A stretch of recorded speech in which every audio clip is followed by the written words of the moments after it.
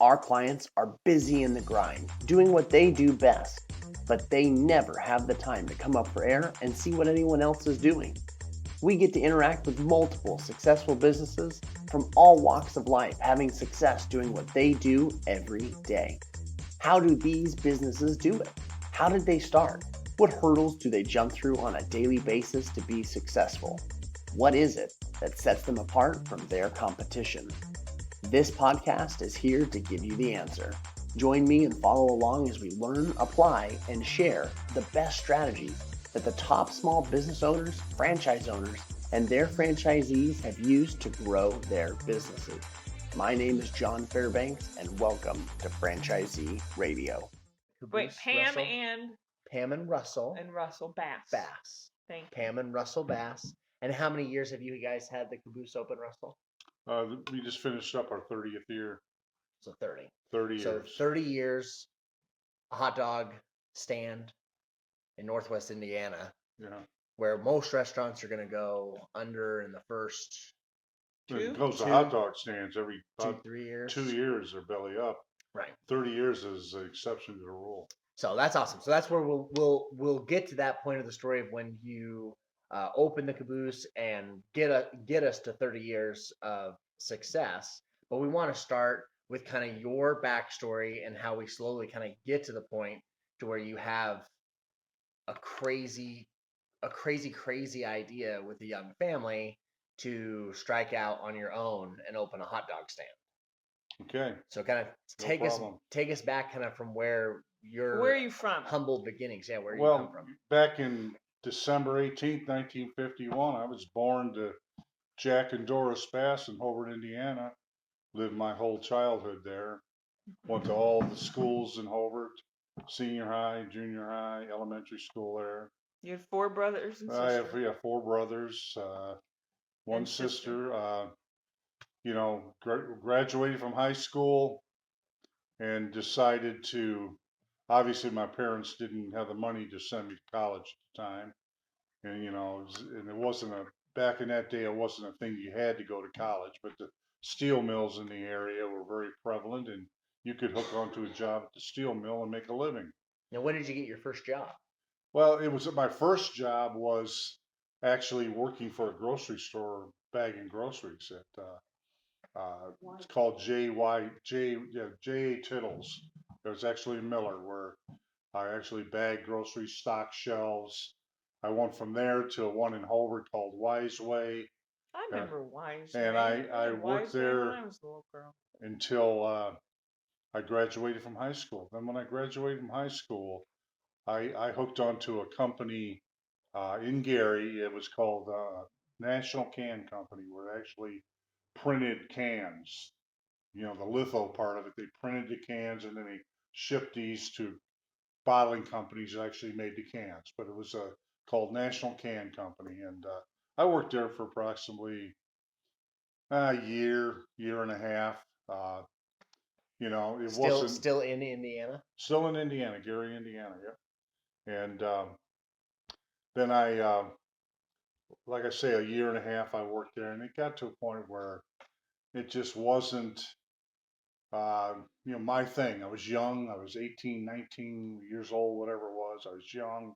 Wanted to see the world. You know what I mean? And so a buddy of mine, actually, he was my sister's boyfriend, asked me if I wanted to go down for a week at Indiana Beach, which was an amusement park, or down in just south of where we lived, probably about an hour and a half south, on a lake. So I went down there with him, and we hung out for a week, and we met a bunch of girls from Louisville, Kentucky.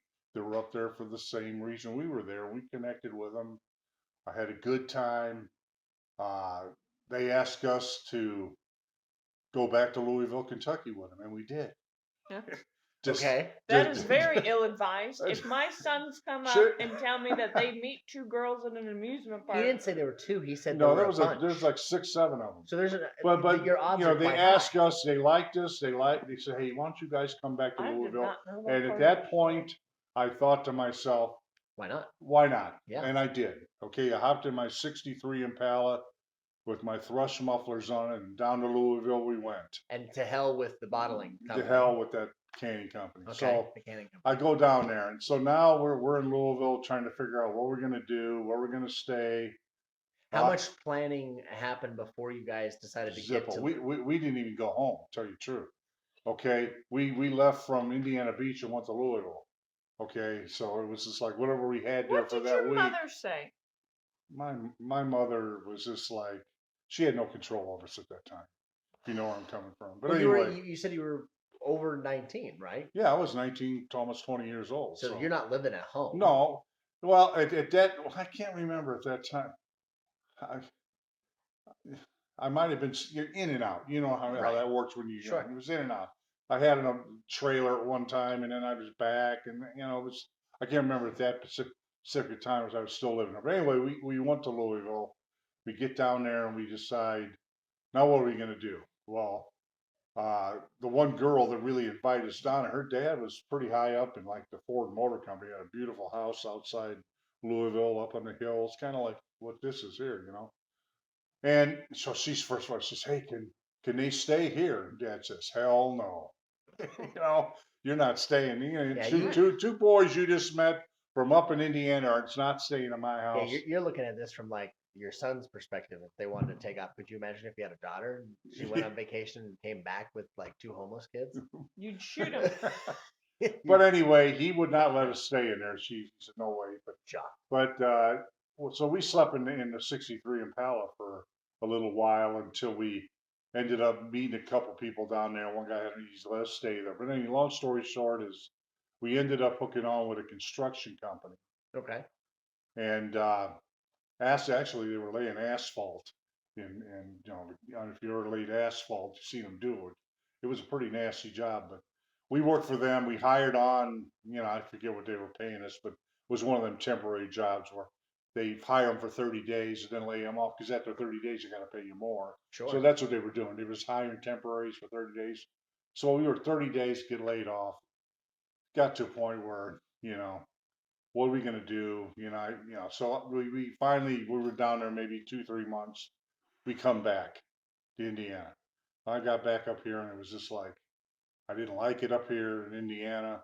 It wasn't my thing. I wanted to go. So I still kept in contact with a few friends we met down in Louisville. And one guy says, "Come on down, Russ." He goes, "You can stay with me and my girlfriend." And it was just me. The other guy, my sister's boyfriend, he played hell with my sister when he got back. But anyway, I went down there by myself, back down to Louisville, and stayed with Henry and Wanda. That was the 2 people I stayed with. And I started looking for jobs. Actually, I went to a hiring agency or something, and they ended up, there was a company called Columart, which back in that day, this was in the early '70s, unheard of. I mean, it was like the pea pods of today, where they actually delivered food to your house. Oh, okay. See, back in that day, that was unheard of. But it was called Columart. Just starting off ground floor. I hooked on with them right on the ground floor, and my job, I remember it was only $1.90 an hour.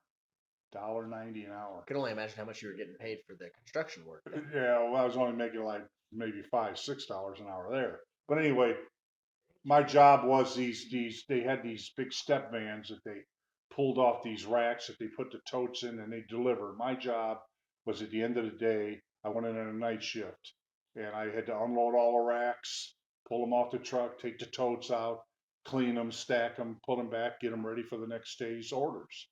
That's where I started. Well, that company started out at only doing like 80 orders a day.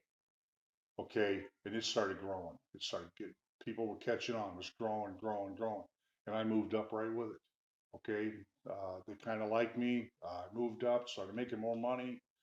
Got to a point where they actually made me supervisor over the picking lines, for all the lines coming down where they pick all the merchandise, put them in the totes.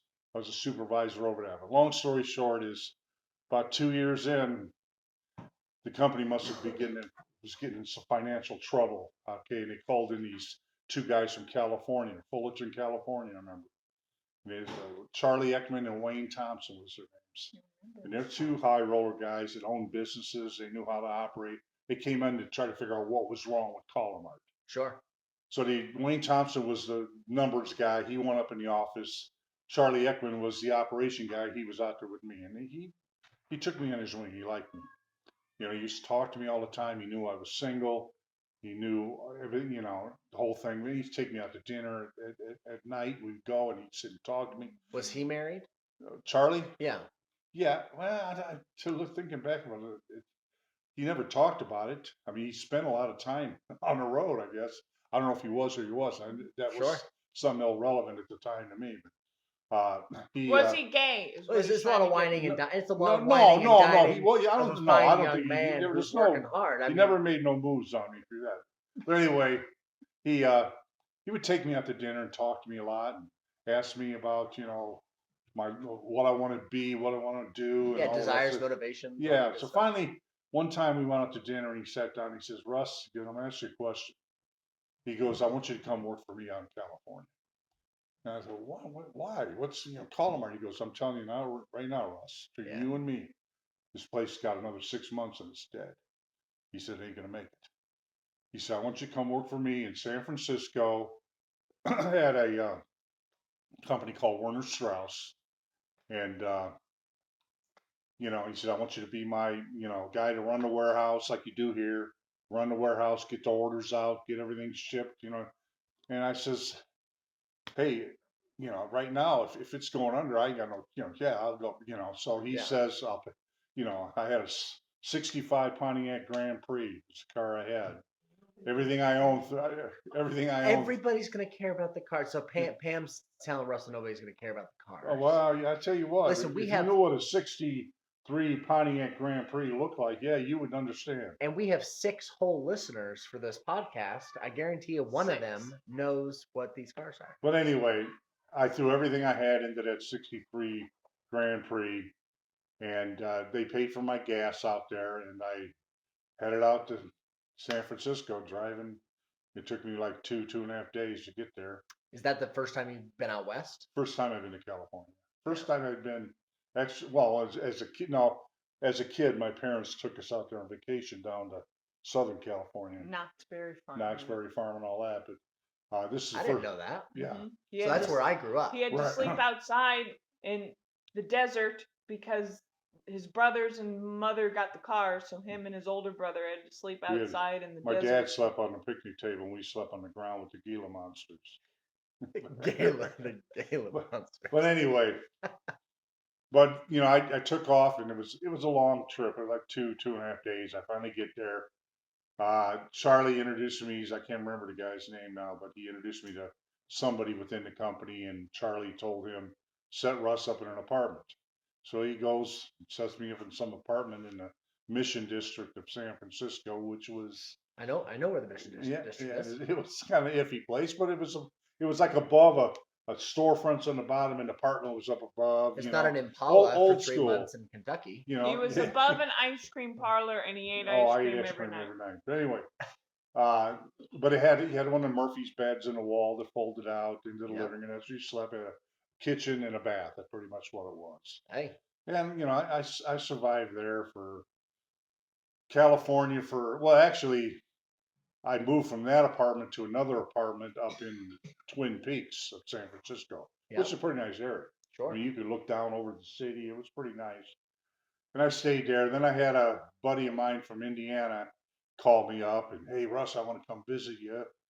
He drove out there to visit me. He ended up staying, and he had got a job at Safeway Foods. Yep, I know Safeway. Okay, Safeway Foods. He got a job with them. He's working there. Anyway, long story short, about 4 years in, it got to a point where I seen and experienced enough weirdness in San Francisco that I thought, I'm not going to go into details of the parties I went to and what I saw. And I'm not. I don't. Well, don't go into those because heaven forbid that'd be the only thing that all of us would be interested in. But that's okay. I don't want to know. No. Why not? Absolutely. Tell us story. Okay, it has nothing to do with the Okay, I'll give you one story to tantalize the people. Okay, Why? here. If it offends the Here, listener. I don't me and care. me and my roommate to move from Indiana. Right. You know, he first gets there. He ain't found a job yet. I go to work. I come home at night. And I walk in there, and Jim said, "Wow, Russ," he goes, "it was weird today." I said, "What?" He goes, "Somebody was beating on the door, beating hard on the door." He said, "I went and looked through the little peephole, and it looked like a girl out there." And anyway, I opened the door, and she was from upstairs. She, "Hi, I'm your neighbor. You know, hi, how you doing?" You might told her name and everything to Jim, and Jim said she was very masculine looking. He says, and she was trying to get in the door, so I wouldn't let her in. And she goes, you know, well, maybe we got to get together, you know, and this and that. And she's pointing upstairs, you know, and Jim said it was really weird. So he's telling me the whole story, and I got it. Next thing you know, I'm sitting there, and the phone rings. Everybody had phones in their house. There was no cell phones back in those days. Everybody had the standard phones. Right. So the phone rings. I pick it up, and some girl on her real sweet, sexy voice says, "Hi." She says, "I'm down here at the Safeway store down the street here on Castro." She says, "And I see in the phone book, it says here for a good time, call Ross." And I says, "Listen, sweetie, you got the right idea, but you got the wrong name." And I said, "My name is Russ." And we start breaking into this conversation. Right. Okay, she's coming on and this and that. Finally, I says, "Hey," I says, "I'd like to meet you. Why don't you stop by?" She goes, "Well, where do you live?" I says, 278 State Street. This really sounds safe. This So is far. a horrible idea. Well, in today's standard, but back then it was Totally safe. Yes, In the it was 70s, good. right? Summer of 69, nothing bad You could happened. have gotten No. raped and murdered. No, but listen. Anyway, so I rattle off my address to her, and all of a sudden she says, "Well, wow." She says, "I have some friends that live in that building." I says, "You do?" I says, "Well, I haven't met any of them then." I says, "But my roommate met one today, came to the door and thought she was really weird, acted like some kind of guy." And, you know, he started telling the whole story. Oh, she goes, "You son of a bitch." They were upstairs calling us downstairs. They were up there calling us downstairs. So needless to say, for the next month, It was not awkward. it was at bad. all. It was friction. Every time you pass in the hallway, you know, it was like, you know. But anyway, one day I'm coming home from work again, pulled up there, and we had little balconies off. You're good. Keep going. We had little balconies hanging off the apartments, and mine was on the ground floor for the year. Theirs was right above us. And I'm walking up to go into the door, and I look up and I see both of them up there. And all of a sudden, when I walk in, they take a handkerchief and they drop the handkerchief, and it floats down in front of me. And I took it as a peace offering, you know. Okay. And I looked up at them, and they're both staring at me. So I picked up the handkerchief, and I walked up there to their door, and I banged on their door. I said, "Hey, let's bury the hatchet, man. You know what I mean? Let's bury the hatchet." And so they invited me in and told me their story, where they came from. I told them where I was from, the whole thing. Where they were, both of them were from Minnesota. Okay, they were boyfriend and girlfriend, and they moved to San Francisco to go to some university. I don't know what college it was they were going there, but they moved together there to go to school. Sure. Well, then she or he, whatever he was, he's transitioning, okay, into the other thing, and they still live together. How progressive. You know, but anyway, it was. For 1972. But anyway, I just thought at that point, I thought, you know, I need to get the hell back to Indiana. Well, no. Wasn't it your mother? Nana needed you, did she not? No, not that. Hold on, we're on the transvestites. Yeah. We're past. We need to get back to But Indiana. anyway, We're getting there. I just told them right there. I said, "Listen, I'm from the Midwest. This stuff's doesn't happen in the Midwest. See, I've never seen it before. I've never, you know. So it's different for me. Just understand where I'm coming from. This doesn't happen where I'm from. You just understand where I'm coming from." Sure. So they said, "Well, we just want to let you know." I said, "Hey, we can get along, okay? You know, you do your thing, I do my thing, we can get along." So, you know, we went our separate ways that night and everything. Then about a week later, the young 19-year-old, the legitimate girl, she comes up to me and she says, "Hey, we're having a party this weekend. We'd like you to come." And I thought it'd be the neighborly thing. Sure, I'll come. Sure. I went to that party. It was one of the weirdest parties I've ever been to. Okay. So and now, this is what sends you back to Indiana. yeah, it was just, a lot of dykes in there and transvestites and mime people, with the face paint of mime. I just remember There were mimes at the party. mimes at these parties, kind of looking at you doing the weird stuff. But anyway, I went to the party and I'd see a girl sitting over there and I'd walk over and say, "Hey, how you doing, man? My name's," and I'd start talking to her and I'd look over and I'd see some other woman over there giving me the dirty eye because that was her bitch. You know what I'm coming from? Sure. That's, I was stepping on somebody's toes, Right. so I just thought, no, All done. but anyway, long story is that's just one of the weird experiences. And it just got to the point after 4 years, I thought, I don't belong here. This isn't my place. Sure. I don't belong here. So I finally told them I'm going back to Indiana and got on a plane and flew home and actually hooked in because I worked at a place called Indiana General up in Indiana prior to doing all this, and then I hooked back on there. They gave me my job back, Sure. and that's where I met this girl right here, Pam. So Pam, you were working at Indiana General? Yes, Okay. Yeah, she was the. I worked in payroll. Get over here, Nanny, and say she said she worked in payroll. They're not going to hear her way over there. We went over this prior to the start of this Yeah. podcast. That's all I have to say. But That's all anyway, she has. but anyway, so I come back, I get my job there, I start working and everything, and Now, one question I am interested in because all the jobs you put in years at each of these jobs. Mhm. When you're starting the job, are you thinking literally like this is just to take care of me right now, or each Yeah. time that you're starting, is it? I wasn't looking for the future. No, Okay. there was no future outlook for me at that age, and a lot of kids that age, they're not looking in the future. They're looking like, what can I do right now to make myself happy? That's Right. all. That's all I was doing. You know what I mean? And but anyway, I'm back in Indiana General now, and working on the line and Wait, sitting in. line like this is a Well, yeah, power company? they made magnets there. Is what Oh, they okay. did. And, we pressed magnets and I thought They it put was- them on cards. They made magnets. Yeah, Oh, I remember. That's why when we were little, you always had those like yeah, ridiculously magnets for the strong. back of speakers, That makes ceramic sense. magnets. Totally, sure. That's what we made. But anyway, I would That makes sense. making the magnets. One day we're sitting in a foreman's office, we're all kicked back in there doing something. The foreman walked in there and says, "Hey, there's a girl in the office there who needs a date to the credit union dance. Which one of you morons is going to take her?" So I said, "Well, which one is she?" And he described, she's payroll when it comes out. And I used to check her ass out all the time. She used As to you- walk out there and say, "Wow." As you should. Yeah, and I mean, she'd walk out there and say, "Wow, what's her name?" That's as I'm making magnets, that's what you're thinking. Well, anyway, he says, "Yeah," I said, "Oh," I said, "Hey, I'll ask her out. She wants to go to credit union dance." So next time she came out, she used to come out at 5 o'clock every evening and post the incentives on the board. That's what she did. So I walked up to her. This girl here was scared to death of me, man. She wouldn't look me in the eye. She sat there with her Well, head down. Pam, so everybody knows, Pam's travel size. So Pam is like Yeah, 4.5 feet tall, and Russell, you're like 6'4". yeah. So I doesn't Yeah, surprise me. it was in like, the least. and she's kind of a shy girl, and anyway. She's a But timid anyway, I walked mouse. up to her at the window and I said, "Hey, my name's Russell." I says, "Your name's what?" And she said, "Pam," And I said,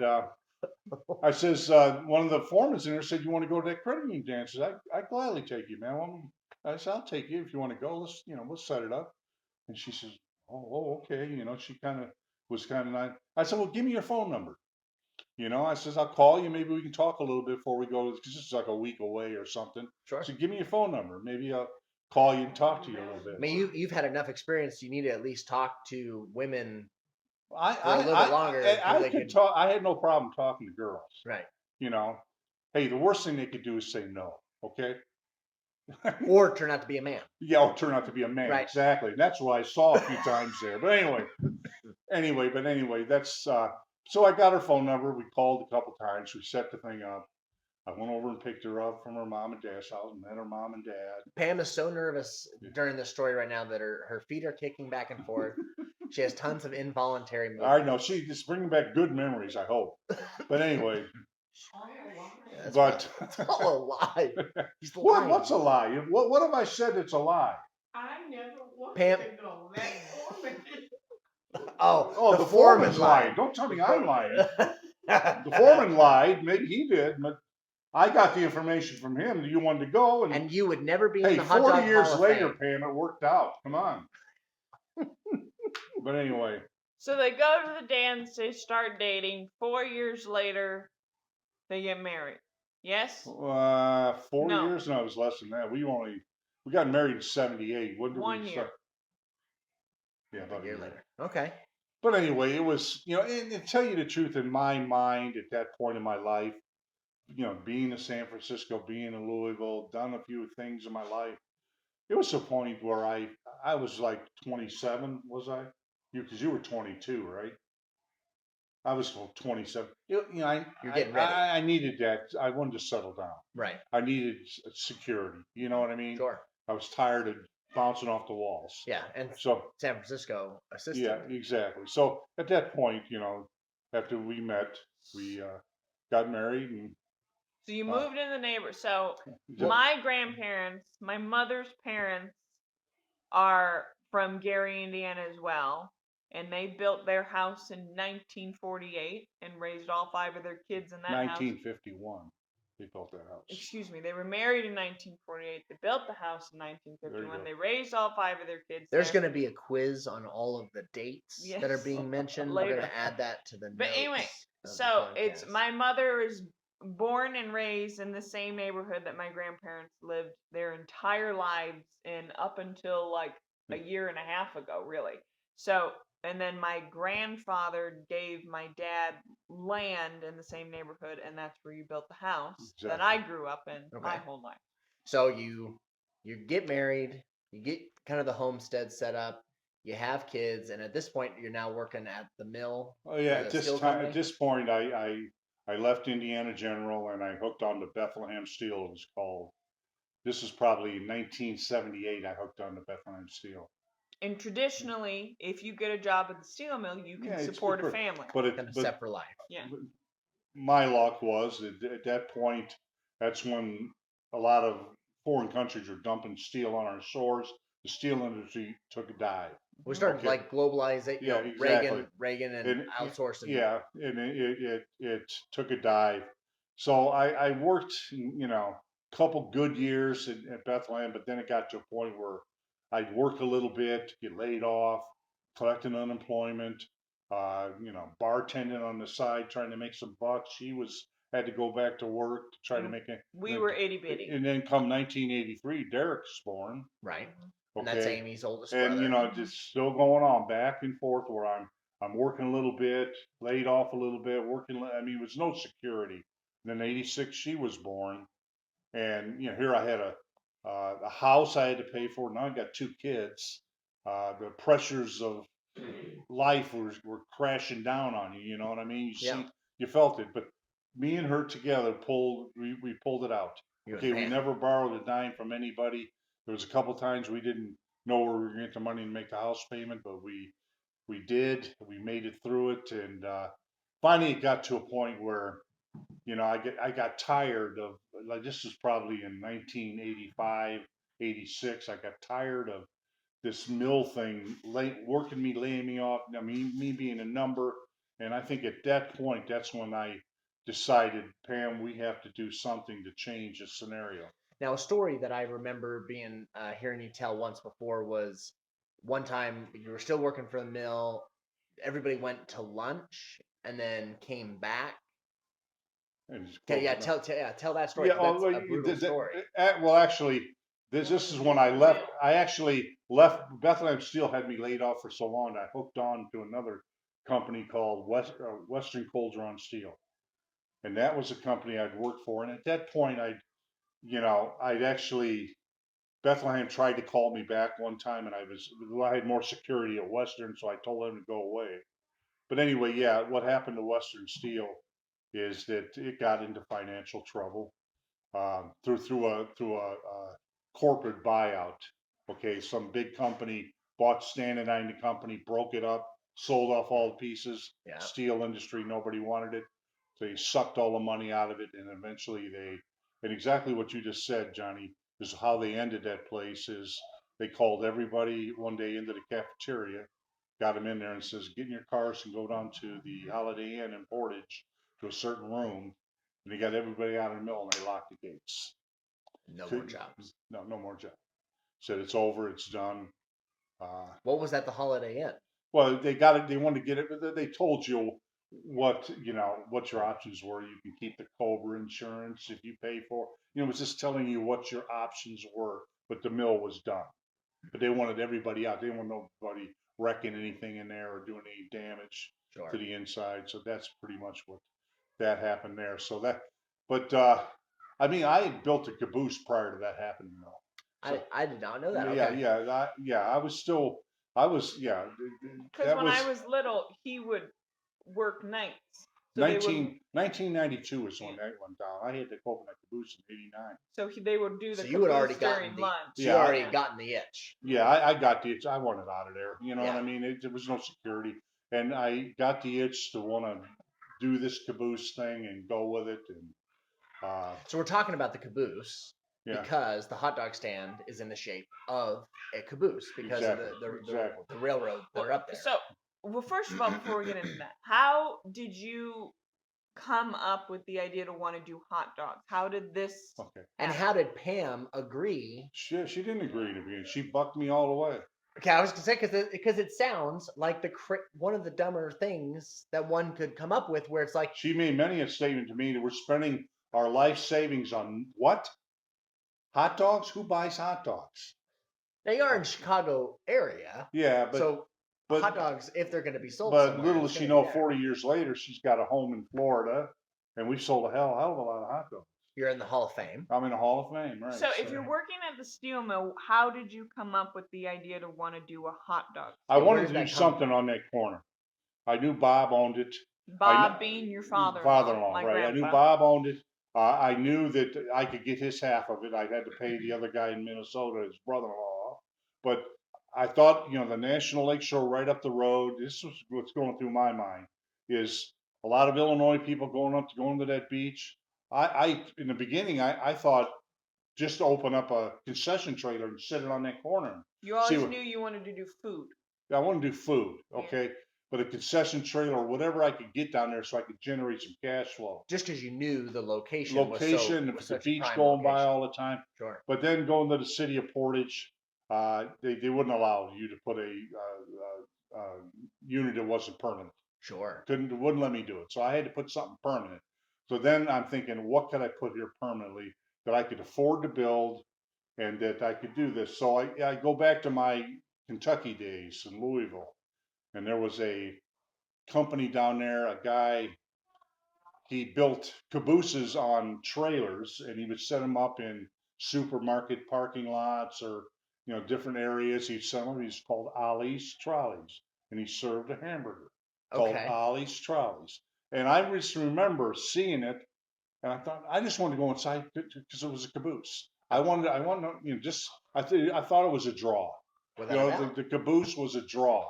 Yeah. And so when I decided to do something here, I thought the most economical way to build something. Well, I'll tell you the truth, I had a lot of ideas. I wanted to build a dome and call it Astro Dog. Build a dome and put Sweet. rings around it, Yeah. These are all thoughts in my head. And especially around that time, right? It's you got the Cold War, you have the space race, you have all these things. So yeah. So those were thoughts, but then I got to a point to build a dome. It would be more expensive just to build a square box with a cupola on it, So economically, that's how the caboose came in. That it was the most economical way to build something that would draw people to it. Okay. Well, you were gonna buy it. Oh, I was, yeah. Well, yeah. Originally, I looked into buying one, but Oh man, renovating like the inside of an actual. yeah. caboose. Well, yeah. I went up to Port Huron, Michigan, and at a railroad yard and looked at a few of them, and they wanted like $1,800 for one of them or something, and I offered him $800, and the guy laughed at me and said the brass in them wheels are worth more than $800. They had brass wheels on. But anyway, and then come looking into it further. I mean, they weren't able to just. They would have to bring it down a Ship railroad it, track, yeah. and I had to cherry pick it off of a railroad track onto a low boy, bring it all the way. The cost was going to be more than it cost me to actually build that caboose that looks just like a caboose, Sure. and it's bigger.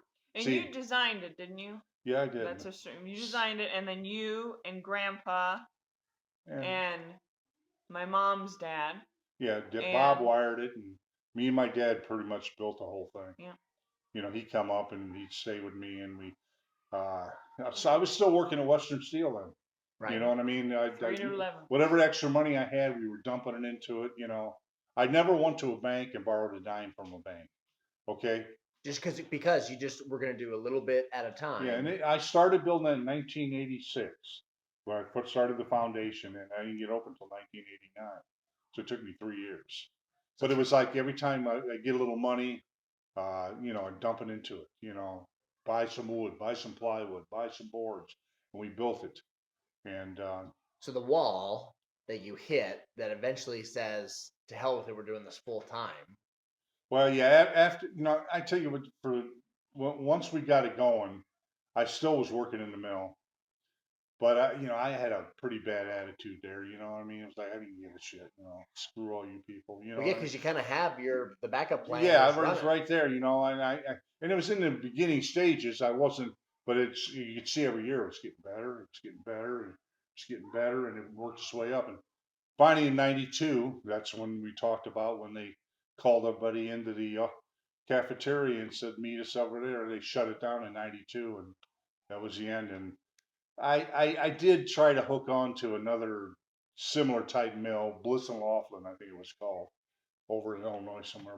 But why? Yeah, but that's why I got to the point. Why am I doing this? I want to put all my efforts into this, and I did. Was there just a concern that it couldn't Insurance. cover the bills, or I didn't know if it could, but you know, I had no insurance for the kids. Sure. You know, I had to have health insurance and all this, and that's one of the reasons why I went in there. But it just, knock on wood, it's We were seasonal too. yeah, we were. That's right. we So were- you only We have were- 6 months. We were seasonal. So At anyway, that time we only were Memorial Day till Labor Day. yeah, in the beginning. So But now anyway, you're So nine in to the 6. morning, for those that didn't hear, in the beginning they were just Memorial Day to Labor Day. And Mother, you used to work the caboose during the day, because I have memories of being there when I was little, in the bath. So we'd go during the day, and then I remember you had to leave at night. at 3 o'clock to go to work. Yes, I worked at 3 to 11. and my so. mother would give us egg rolls. I remember egg rolls all the time. And You then, could have gave some hot dogs, man. Yeah, I'm at sure the we very had- least. Yeah. you I'm got sure hot we dogs. had. But do you remember the first day you opened? You ran out Yeah, of hot dogs. oh yeah, the first day, Memorial Day weekend, 1989. You know, here, inexperienced as could be, we had no clue what we're doing. I'm thinking, I got 4 cases of hot dog, 3 cases of Polish, and 6 cases of fries. 4 cases for the whole day. Oh no, for just all in order for the week. Figured I'll go through Memorial Day weekend. That first Yeah. day, I mean, I'll put things in I perspective. only laugh because I've been with you guys through lunch rushes now. Well, yeah. Well, let's put things in perspective. Back in that day, I was selling a hot dog for $1.60 with fries. $1.60, my original price of my hot dog. How much was gas at that time? At that time, I would say 72 it was cents around a $1. gallon. It was around $1 a gallon. Maybe. It was under $1 a gallon It when might I have was been. driving. I can't remember exactly what it was. Yes, But I'm it to put was. things in perspective. It's $1.60 for the hot dog, and we did the first day. We did $1,200 through that registry, and it was only me, Pam, my mom, and my dad. You Oh, left. and I had to leave it. I had to leave at 3 o'clock to go to work because if I didn't show up that day at work, I didn't get paid for the holiday weekend. So I had to go to work on that Friday. I didn't Yeah. work Saturday or Sunday, but to get paid for Monday, I had to work Friday. But anyway, I left at 3 o'clock. This girl right over here, I remember calling her about 8 o'clock after she closed, and she was crying her eyes out. Russell, I can't do this. If this is the way it's going to be, I can't handle it. And she's going on and Don't on and you on. look at me, That Junior. sound. I mean, those phrases. Yeah. Are identical to her daughter, who's my wife. Okay, all right. Like just absolutely Because weeping. we have a rational sense of understanding. But, No, but that's awesome. So, but anyway, that's So you that's ran where out it of hot went. dogs. But anyway, but you guys four- you ran out of hot dogs. well, what it is, the first day, those are gone. 4 cases, and I mean, it's like, what am I going to do? I called up the guy at Vienna Beef and said, I need some tomorrow. And luckily they stepped up and brought it. But, over the years, we've learned what we need now. And we've never ran out of hot dogs ever. Never. So we always, it's like just a learning experience from where we started to where we are now. It's I'm over a lifetime of what you've learned. But what keeps you from? You didn't have anybody telling you what to do. You didn't like go to other hot dog stands and ask people and try and Here, let figure me it tell you out. who I had to help me. My mom used to work at a place called Howard Johnson's, like a place, and she used to have banquets and stuff. And a guy named Chuck Wheeler, he was actually started a hot dog stand in the Village Shopping Center there, very successful. He moved on from that to owning all the Kentucky Fried Chickens in the area. Became a very successful man. Sure. And my mom knew him from having banquets for him. He used to have banquets there for his employees and everything. At Howard Johnson. At Howard Johnson. So Sure. my mom knew him. And so she asked me one day, hey, my son wants to open up a hot dog. Could you advise him a little bit? And he says, sure. So he came. I sat down with him. He says, well, first of all, use Vienna beef. He remember him coming back. And there was a couple times I remember when we were doing the hot dogs and, they would leave them in there too long and they'd split open and stuff. Sure. And, he told me, you got to cock the lids. He was giving me little tips on. Right. So, little things the like things that. you only learn through mistakes. Exactly. Right. But anyway, he showed up one day driving up in his Mercedes Sportster. Okay, he drives up and he gets out and he orders a hot dog. So I go out and sit and talk to him and he eats a hot dog. And I said, well, what do you think? He goes, it was okay. He's good. He says, but it's not the best. And I said, what do you mean? You told me to use Vienna beef. What do you mean? He goes, you got to use the casing hot dog. Don't use them skinless ones because people will remember the casing hot dog. That was the best.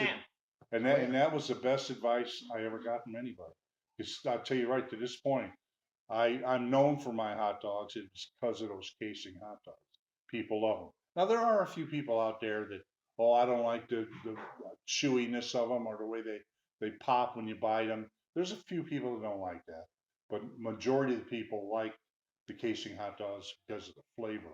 They're the best. They're the best. Hot dogs that was the best advice I ever got from Chuck Wheeler was to use that casing hot dog. And I remember my distributor that was bringing my hot dogs when I told him the next week to stop the skinless and bring me the casing, and he said, "Oh, big mistake. It's going to cost you more." I said, "Listen, buddy, I'm going to listen to a guy driving a Mercedes Sportster before I listen to you. Okay? It's been experience here, So it's been from that point on. It was like it just business got better and better and better and better. You pay a lot more for them casing hot dogs. There's no doubt. That's You awesome. So that's awesome. So you get a little bit of advice. You guys open up, and so you get inducted into the Vienna Beef Hall of Fame. Yeah. Amy and I have been married at that point for I felt like maybe 6-7 years.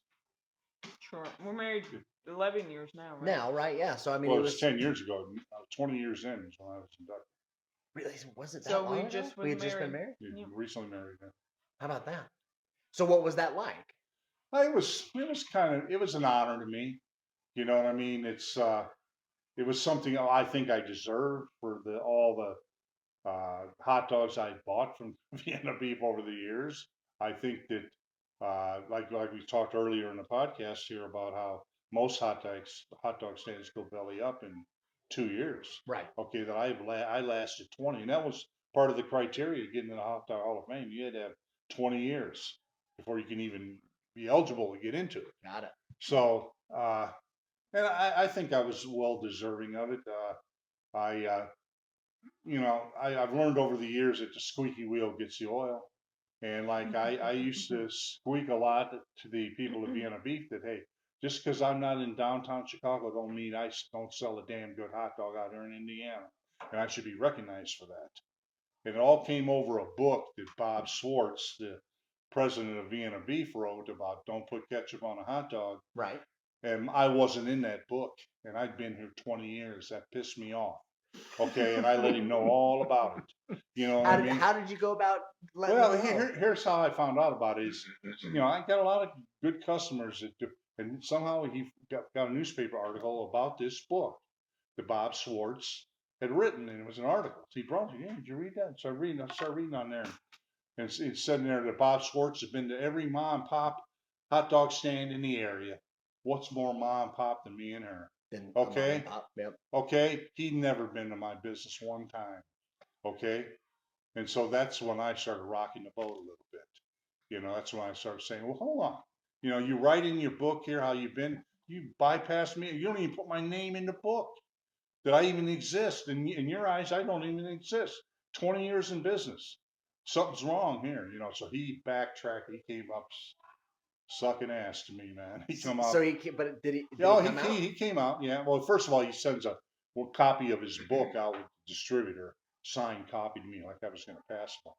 Well, did he like put in a couple extra pages and put you No, in the no, book? he said I think that only would make he you more said upset. this is what he said to me, that if they revise that book, that I will be in it. Okay. Okay. But Awesome. I rocked the boat to a point where at that point I don't know if he just felt sorry for me or what but at that point he decided to induct me into the Hot Dog Hall of Fame. So Okay. anyway. That's Anyway, awesome. that's how that came down. But All right. So a lot of the we have just started our little business that we're doing that still is right now for us, right?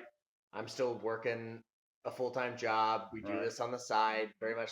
And that seems to be how a lot of the folks that we have talked to over the years and the people that we listen and pay attention to, essentially, it seems to be very similar. People kind of get this entrepreneurial itch. They don't want to work for the man anymore. They don't want to have all of their livelihood be relying on some large company. They pull a string at any time. Right. It's so what would be your advice, even though 30, 35 years ago, starting would have been totally different as far as like systems and kind of the overall society is now, but there's got to be some things that you have kind of watched over the years as far as like what made you guys so successful kind of from the very beginning. What was the stuff that set you apart? It wasn't that you had casing hot dogs. No, well, you know what it was is location, location, location. What made me that location of that hot dog stand is the first place leaving the Indiana Dunes National Lakeshore. But there isn't a restaurant or a gas station or anything the 1.7 million people a year that visit that park, they got to pass by my business when they leave. Okay, they have to pass by. I'm the first place they see when they walk out of there. Okay, so it was called location for me.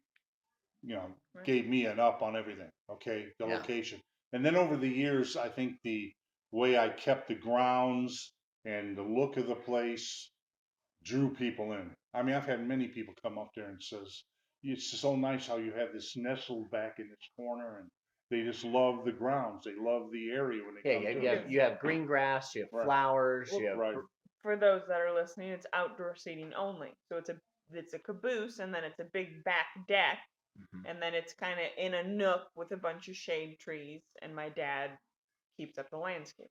Right. But that is a draw to a lot of people. If you just go on my Facebook page and read on there comments from people, a lot of them are commenting just the ambiance of the place. Yeah. They love the hot dogs too, but the ambiance of the place, they like that. Well, yeah, we've been helping run the Facebook page. Right. I mean, off and on since we got married, and then we've really seriously took it over. Within the last year and a half. For sure, it's one of the most common things. Right. Well, at this point, too, 30 years later, it's very nostalgic for people. Definitely. Just the idea that it is kind of now. This almost means like summer. a land. Yeah, it means summer. It's nostalgic for summer. It's nostalgic for the area. People like if I'm a thing that I feel good about the times I have. People your age come walking up to the caboose, and now they got their little kids like you guys have your kids. They walk up there, and the husband will look in there and say, I can remember when my mom brought me here. I couldn't look over this counter. And now he's standing there, him and his wife, and he's got 3 kids. So that's, that makes me feel good that generations are coming back. Sure. That makes me feel good that that's the case. They remembered it. They come back, and, we've sustained for this amount of time, which is I feel is an accomplishment. 30 years it accomplishes doing anything. 30 Okay. years. Nobody does anything for 30 years Right, anymore. right. But I tell you what, I got to give my wife credit over here, even though she don't want to talk over here. You know, I could not have done this caboose without her assistance. I'm telling you that right now. Her operational end over there, you know, I was the guy at the window, you know, doing the PR and talking, and a lot of people don't like my attitude, but that's Well, that's on the reviews too. yeah, So I you can know. go and see the But I reviews. mean, I got no problem. But the operational end, that place wouldn't make sure the food got out right. That's all on her, and I got to give her all the credit for that. You know, Nanny's very type A and methodical in Oh, her it's awesome. processes. Yeah. Listen, I remember coming in for the first time and kind of watching everything. It's awesome.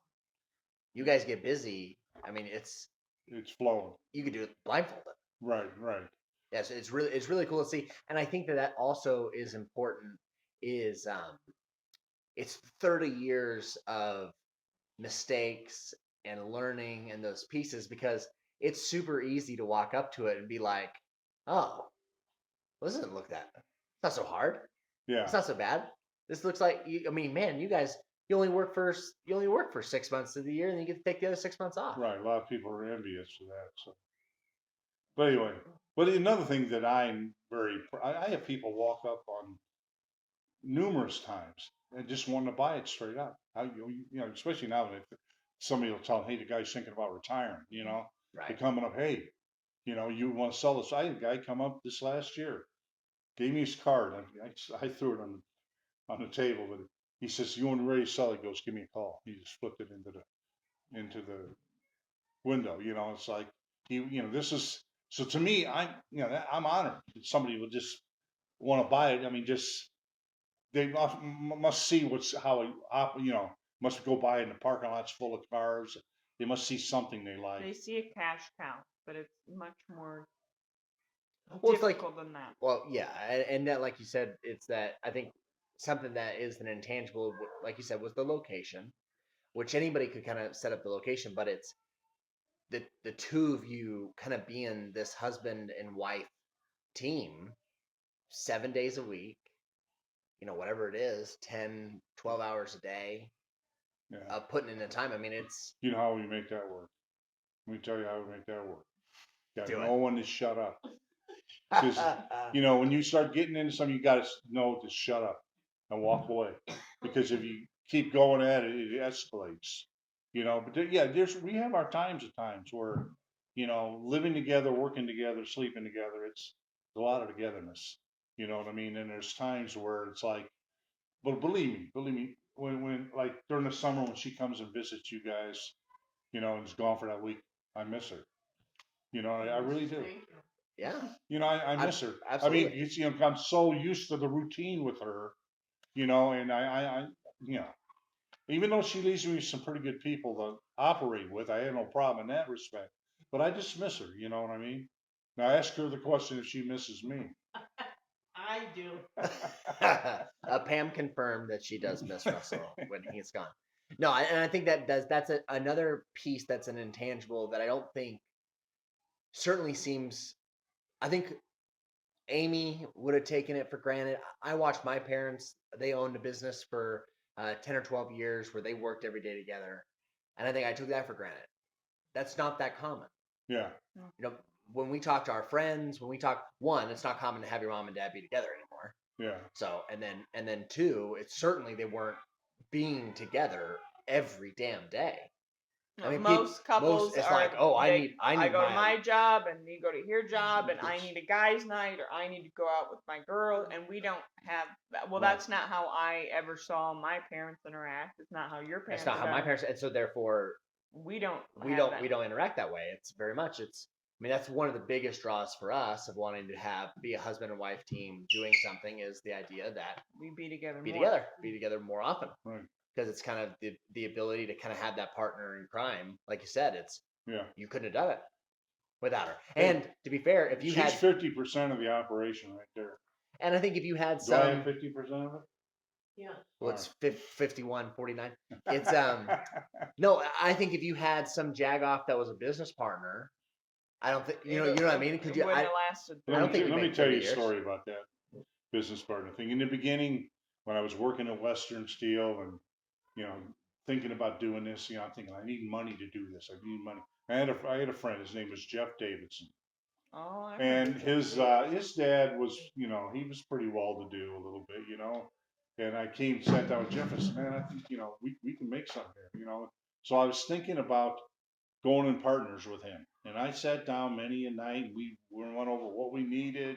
You know, and he said, well, he talked to his dad about loaning us money to get us going. Yeah, get funded. And his dad says, well, you got to have to show me some numbers and all the rest of this stuff. You know what I mean? It's all in the. So we started figuring out what it's going to cost us to build a building, what's going to cost us to get a fryer, a steam table, a hood, and all this stuff. And we all worked it up and everything. So we came up with like a total of, this is back in 1986. We said we needed like $80,000 to $90,000, you know. But then Jeff, he would say, we ought to tell me like we need 110, just to have a little kicker money in case we run into something unexpected, you know. And it got to a point where I'm thinking to myself, nah, I just want to borrow what I need. I don't want to borrow more than I need. And I wanted to borrow what I needed. And it got to a point where I started doing a little more research than he was doing. Come to find out, I didn't have to buy a pop machine. As long as I bought the pop from the company, they gave me the machine. You know, there were certain perks that I didn't have to, you know, I could get a freezer from them. I could get a lot of things, you know, they didn't have to. So luckily, knock on wood, me and him fell apart on it, and he went his separate ways. But I remember he later on, once I became successful, he was regretting not staying on board. But anyway, I'm in my opinion, I'm glad I got out of that, because if he would have still been partners in that place might not be there. He'd have ran it in the ground. I'd either had to buy him out or he'd have bought me out, because I don't think we could have worked together as a team. You know what I mean? Which is Yeah, a hard thing to do, especially when you're having You see a lot of partnerships fall apart because they can't get along. You know? without a doubt. Yeah. And definitely with two opposing opinions of wanting to take financial on, movement. yeah, take Right. on, you know, loans and funding to be able to get some of that. I mean, that's But that was during in the early stages. That with thoughts that were happening, thinking if I've got to pull this off, I need money. But luckily we had a little bit saved, and They didn't have things called student loans no, that are killing us yeah. slowly in a painful death, John Edward. That we'd actually be able to have money and savings if we didn't have. no, I think, but it just makes you hungrier. You could have Yeah. done it a lot of different ways. Yeah. But you had every excuse to, if you had the opportunity for someone to give you money when you're At one bartending, point I might have when you're taken it. bartending weddings, Yeah. and Yeah, I you might have kids taken at home, and you're having to be a stay-at-home dad while Pam works at the DMV. I mean, Right. there's plenty of moments in your story where it's like, man, screw all this. Yeah, I know. He could have went the other way, but to our advantage though, like I've never had a bank breathing down my throat. You know what I mean? I've never had to worry about I got to sell so many hot dogs to make that mortgage payment.